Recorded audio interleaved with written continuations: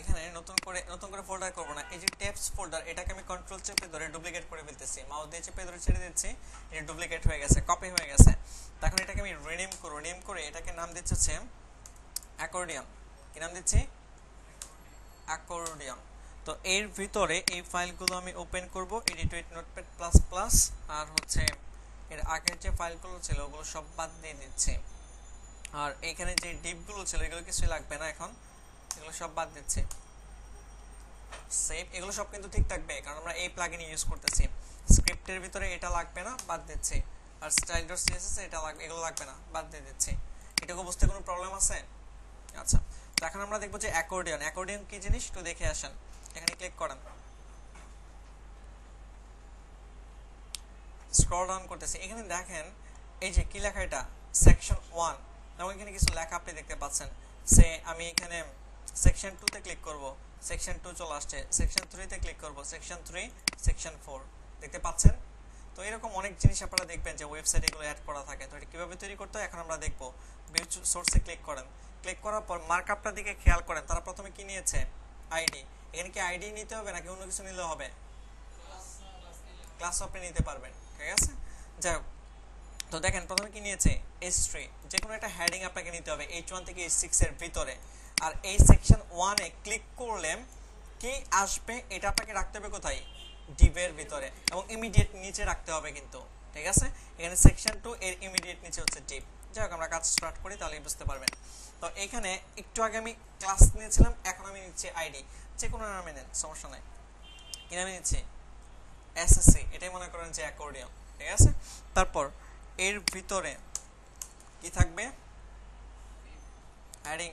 Heading থাকবে না? ওরা কি নিয়েছিল? H3। আমি কি নিয়েছিল? H3। তো আমি এখানে দিচ্ছি কি? H2। তো এখানেও মনে করেন, আচ্ছা সেকশন 1 এই আমি রাখি, তাহলে বুঝতে পারবেন। সেকশন কি রাখলাম? 1। তারপর এই H2 তে কি শো করবে? সেকশন 1 এ ক্লিক করলে এটা আপনার ইমিডিয়েট নিচে ডিভের ভিতরে রাখতে হবে। তো এখানে স্ল্যাশ ডিভ দিয়ে শেষ করে দিচ্ছি। আর এর ভিতরে আপনি যাই রাখেন না কেন, এখানে আপনি ইমেজ রাখতে পারেন, যে কোনো ট্যাগ আপনি রাখেন, কোনো সমস্যা নাই, ওটার ভিতরেই শো করবে। তো পি ট্যাগের ভিতরে আমি কিছু লেখা নিয়ে আসবো, সেই এতটুকুই নিয়ে আসতেছি। জাস্ট কপি করতেছি, কপি করার পর এখানে পেস্ট করে দিচ্ছি।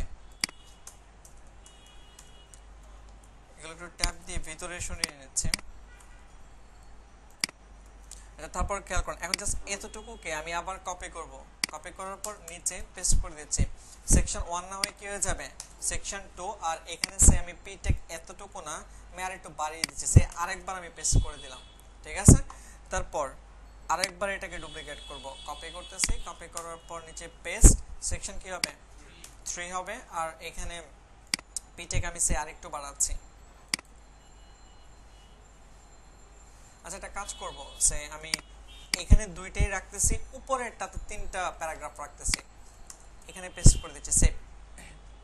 তারপর খেয়াল করেন, তো মার্কআপে আমাদের এখানে আর কোনো কাজ নেই, এখন আমাদেরকে চলে যেতে হবে স্ক্রিপ্টে। স্ক্রিপ্টে যাওয়ার পর যেহেতু আমরা আইডি নিয়েছি, কি দিয়ে কল করতে হবে? হ্যাশ দিয়ে। তাহলে হ্যাশ কি দিব আমরা? ট্যাপস না, এসএসসি, ঠিক আছে, এটা হবে। তারপর এখানে একটা ফাংশন কল করতে হবে, ফাংশনের নাম কি? অ্যাকর্ডিয়ন। ফাংশনের নাম কি? অ্যাকর্ডিয়ন। দেন ফার্স্ট ব্র্যাকেট শুরু শেষ করবেন, সেমিকোলন দিয়ে শেষ করে দিবেন, সেভ করেন। সেভ করার পর এখন এখান থেকে রান লঞ্চ ইন ফায়ারফক্স। দেখেন অ্যাকর্ডিয়ন তৈরি হয়েছে কিনা। তৈরি হয়েছে। সেকশন 1, সেকশন 2, তারপর হচ্ছে কি সেকশন 3। তো এটাকে আমি আর একটু ঠিকঠাক করতেছি। সে style.css এ ক্লাসের নাম, আইডির নাম কি ছিল? এসএসসি। তো এটাকে আমি উইথ দিচ্ছি, সে মনে করেন যে 60%। তারপর মার্জিন অটো করে দেব, এখানে সে একটু গ্যাপ রাখতেছে 50 পিক্সেল, আর হচ্ছে অটো। সেভ। সেভ করার পর এখন এখানে এন্টার দেন। এখন খেয়াল করেন এখানে আমাদের সেকশনগুলো আসছে, এখানে একটা অ্যারো থাকার কথা, আসছে এই যে জায়গায়। খেয়াল করেন এই যে অ্যারো আছে না, নিচে অ্যারো আছে, আমাদের অ্যারো কোথায় আছে? নাই, কিন্তু অ্যারোটা পাচ্ছে না, ঠিক আছে। অ্যারোটা পাচ্ছে না, এটা আমাদেরকে কিভাবে নিয়ে আসতে হবে? জাস্ট এখানে রাইট বাটনে ক্লিক করেন, এই সেকশনের আগে মাউসটা রেখে রাইট বাটনে ক্লিক করেন, দেন ইন্সপেক্ট করেন। ইন্সপেক্ট করার পর দেখেন এখানে কিছু একটা আছে কিন্তু দেখা যাচ্ছে না, দেখতে পাচ্ছি। তারপর এই যে যেটা সিলেক্ট করা আছে এটাই রাখেন, ডান দিকে চলে আসেন। এখানে দেখেন সিএসএস এর মাধ্যমে একটা ব্যাকগ্রাউন্ড ইমেজ সেট করা, কিন্তু যদি আপনি মাউস নিয়ে যান কি লেখা? Could not load the image, মানে ইমেজটা কাজ করতেছে না। কোথায় কাজ করতেছে না?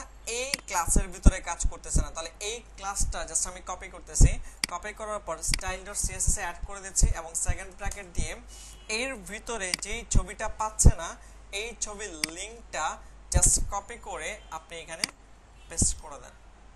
বুঝতে পারতেছি? এবং সেভ করেন। সেভ করার পর এখন এখানে এন্টার দেন। দেখেন তো আসছে কিনা, ছবি আসছে। এখানে জাস্ট আমরা একটা ছবি অ্যাড করে দিলাম। এখন দেখেন এই যে ইউআরএল এর ভিতরে ছবি কি ইমেজেস স্ল্যাশ দিয়ে এই যে এটা, ঠিক আছে। এখন ইমেজেস ফোল্ডার কোনটা আমাদের? এই যে ইমেজেস ফোল্ডার। এখন এই ছবি যদি না রাখেন এখন আসবে? এখন বুঝতে পারতেছেন কেন এই ফোল্ডারটা রাখতে হবে? পায় না কেন? কোনো আনসার নাই, পায় না। ঠিক আছে, তারপরে খেয়াল করেন এখানে সেকশন 2 এর আগে ইন্সপেক্ট করেন। ইন্সপেক্ট করার পর এখানে দেখেন এখানেও কিছু একটা রয়েছে কিন্তু আমরা এটা দেখতে পাচ্ছি না। এখানেও দেখেন এই ছবিটা পাচ্ছে না, এই যে code not load the image. তো যেটা করতে হবে আপনি এইটুকুকে জাস্ট কপি করেন যেগুলো ব্ল্যাক কালারের রয়েছে।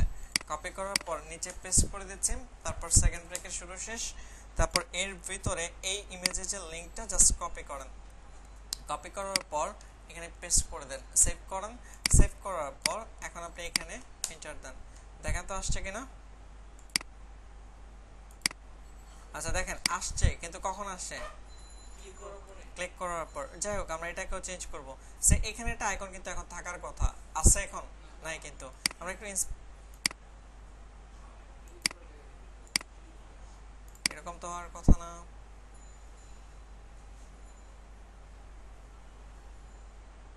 আচ্ছা আমরা একটু ছোট করি এটাকে, একটা ছোট করতেছি 50%, দেন হচ্ছে এন্টার, ক্লিক।